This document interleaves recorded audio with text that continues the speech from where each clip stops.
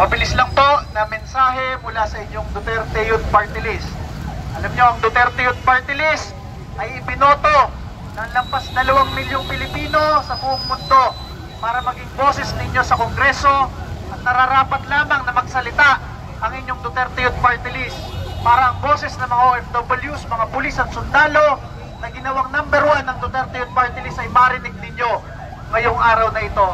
Sinusuportahan natin ang desisyon ng Korte Suprema dahil alam ninyo, ang mga abogado nga sa buong bansa, ang mga law students nga sa buong bansa, ilang beses inuulit-ulit sa kanila na napakahalaga ng pagdedesisyon ng Korte Suprema lagi. Napakahalaga na itinataguyod ang konstitusyon, ang saligang batas ng bansa. Kaya kami ay nagtataka, bakit merong mga abogado na nagsasabi, kina-question yung Korte Suprema.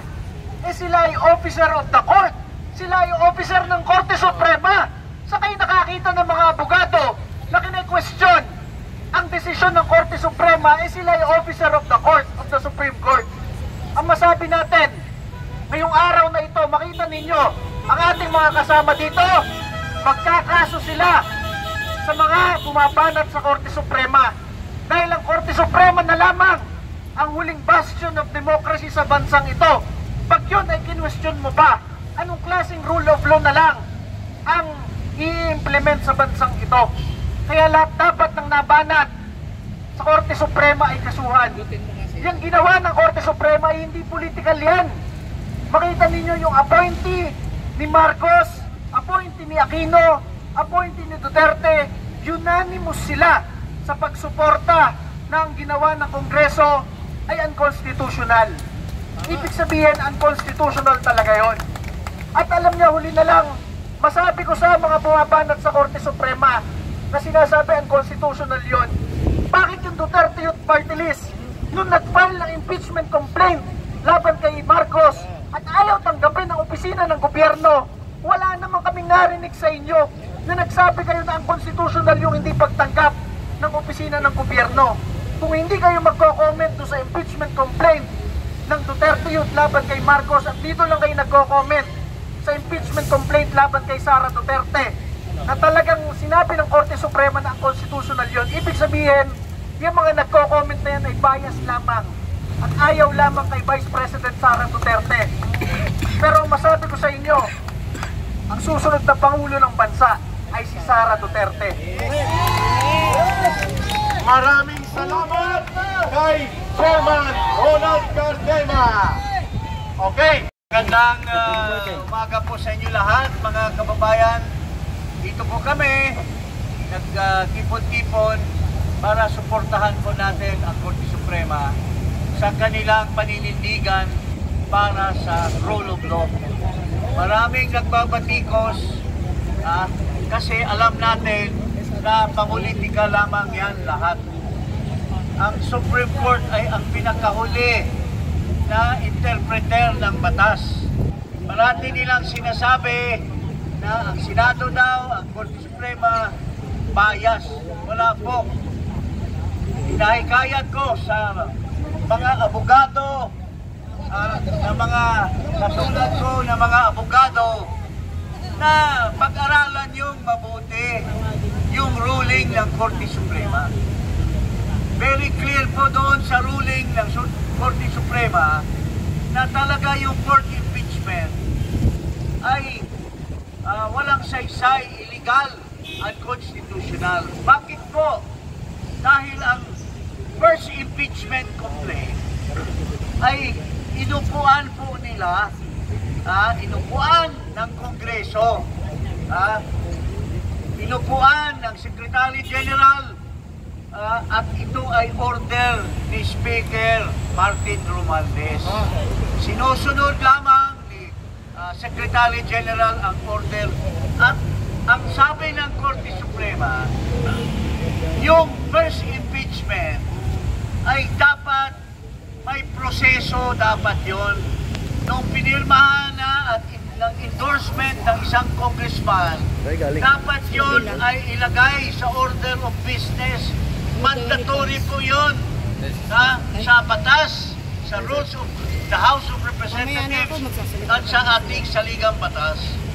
Pero ano pong nangyari? Inupuan nila, sinabi nila, nagsinungaling sila, nilagay daw nila sa order of business.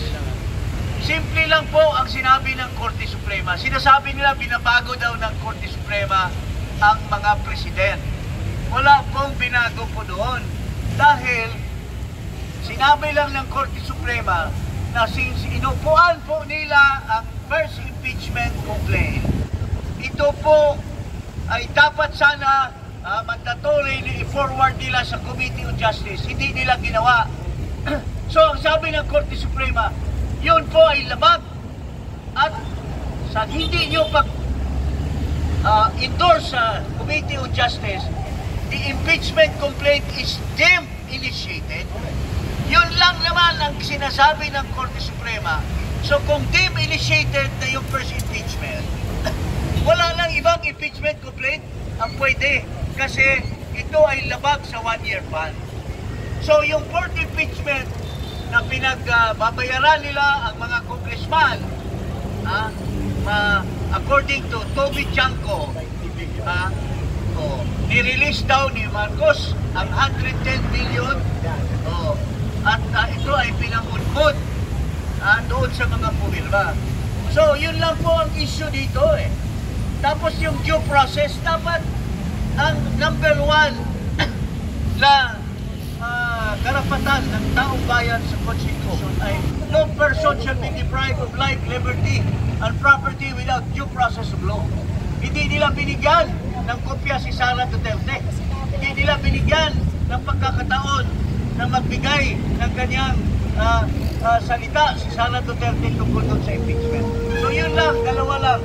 At huli po, kahapon, nung isang araw, salita si Marcos sa SONA. Sabi niya, mga kababayan, nahiya dapat kayo, mahiya dapat kayo. Kayong mga alipores. Ang sabi ko naman, Marcos, napakasinungaling mo. Dapat ang sinabi mo, mahiya tayong lahat dahil nangurakot tayo sa gobyerno. Mahiya ka, Marcos. Wala kang silbi, wala kang saysay na presidente sa Pilipinas. So, marami pa po tayong sabihin. Makinig na lang po kayo sa aming podcast, Iparas kay Paras, at doon po marami kaming sasabihin para sa ating sambayanang Pilipino. Good. Maraming salamat, Congressman King Paras. Suporta sa ating mahal na Vice Presidente Inday Sara Duterte.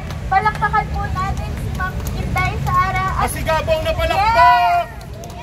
At sa lahat po ng support groups, follower groups na nandito po sa atin ngayon, maraming salamat po. Maraming salamat po sa lahat ng nagkakaisa at patuloy na sumusuporta sa laban sa impeachment na ating mahal na Vice Presidente. Of course, hindi magiging posible ito without the help and efforts of the PDP spokesperson for impeachment, Attorney Ferdy Topacio. Maraming salamat, Attorney. And dito rin po ang ating Duterte Youth Representative, Sir Ronald Cardema. Good morning po. At sa lahat po na nandito, maraming salamat po sa inyong lahat. Ako po Manisinan Sambang, ang chairman po ng Inday Sara Duterte Advocacy Youth Philippines.